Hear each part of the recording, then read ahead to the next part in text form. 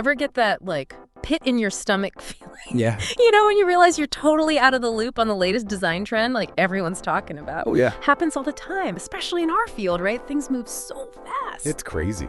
So today we are diving deep into this whole idea of staying relevant, especially as, well, we get a little older, a little more experienced. We've got a fascinating personal reflection on ageism in the design world.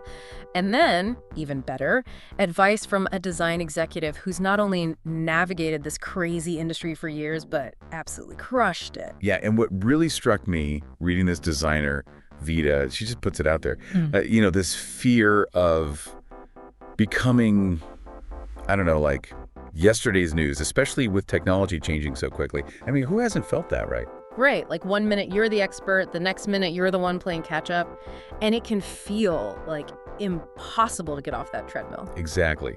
And that's why I think this deep dive is so timely, because we're not just talking theory here. We're getting insights from a chief design officer, someone who's seen those trends come and go and knows what actually works. Totally. And they didn't sugarcoat it either.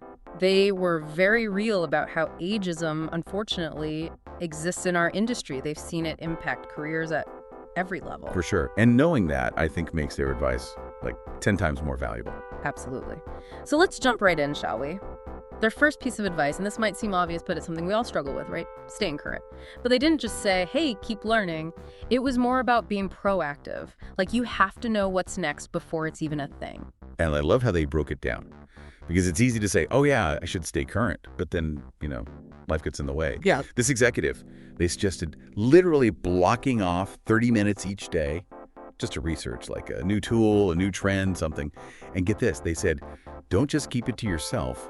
Share what you learned. Yeah, love that. Turn it into a way to connect with your team, maybe mentor someone junior. It shows you're curious, you're invested, and that never gets old, right? Never. It's funny because we often think about experience as like what we know, but to this executive, staying current, that is experience. And it's a way to stand out too, because let's be honest, who has time to stay on top of everything? So true. Okay, next up, they hit on something I think a lot of us, especially if we've been in the game a while, might shy away from, and that's like actively acquiring new skills. Like not just keeping up with trends, but actually learning new stuff. Yes. And, it's not about like ditching your expertise and becoming a different kind of designer every year. Right. This executive put it this way. They said, ask yourself, what's one skill I could add this quarter that would make me even more valuable? They gave an example, like if you're in UX design, AI-powered personalizations, that's exploding right now, right? So maybe dive into a tool like Adobe Sensei or Chroma. Oh, I like that. Make it tangible. So instead of saying, I need to learn about AI, it's, I'm going to master this specific tool that will help me do X. Makes it much less daunting. Totally. It's like bite-sized learning for a big impact. Okay, the next point really resonated with me. Maybe because I'm always rambling, but it's all about communication and how it's evolving, especially with remote work, right? It's not enough to have brilliant ideas if you can't, articulate them in a way that connects, especially to different audiences. It's so key. And this executive, they really stress this, how you talk to a team of developers about a design decision, totally different than how you would, present that same decision to a room full of marketing executives. 100%. I think a lot of times we assume everyone thinks like us, especially if we've been in a specific niche for a while. But learning to adapt your communication style, that's a superpower. Absolutely. It's almost like you need to be a designer of your communication too. Yes, I love that. Okay, last but not least, and this one might seem a little counterintuitive, but they talked about the importance of showcasing relevant experience, even if it doesn't perfectly align with the latest, shiny new trends. Because the truth is, our experience, even if it's from a few years back, it still holds value. It totally does. And it's about framing it the right way. It's about connecting the dots for people.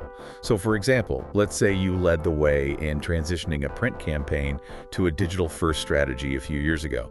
That might seem like old news to you. Right. But it shows you can adapt, right? You can navigate change. This executive suggested actually highlighting these types of projects, maybe even having a dedicated section on your portfolio or website called like navigating industry shifts or something. I love that. It's like saying, hey, I've seen trends come and go, and I've come out stronger on the other side. I can handle whatever's next. Exactly. So as you reflect on everything we've talked about today, think about just one small step even that you can take to feel more empowered in your career. Maybe it's blocking off that 30 minutes a day for research. Maybe it's reaching out to a colleague about a skill you want to develop. Whatever it is, remember, staying relevant, it's an ongoing journey, not a destination. It totally is. And you know what? Here's a thought to leave you with. As all this technology evolves, AI especially, how do you see the role of the designer changing? Will it be about, like, mastering these tools, collaborating with them, or something else entirely? That's something I think worth pondering as we move into this brave new world. Ooh, that's a great question to end on. Definitely something to think about.